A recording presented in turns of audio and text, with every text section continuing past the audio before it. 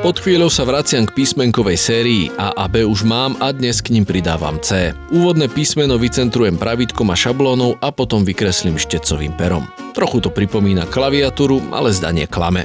Z čierneho papiera si vyrežem obdĺžnik, ktorý takto rozdelím, o chvíľu uvidíte prečo. Roztvorím, nalepím a pridávam stredovú čiaru. Hovorí sa, že kde je vôľa, tam je cesta, ale ja to mám rada aj trochu naopak. Cesta je tam, kde je vôľa, voľnosť. Pretože ak niekam treba ísť na silu, tak to nie je cesta. Aspoň pre mňa nie. C ako ceruska, ktorú si ňou predkreslím a obtiahnem perom. Vyfarbím akvarelovou fixkou. Vodovky som si obľúbil, pretože pri nich ľahšie skriem slzy zúfalstva pri tvorbe.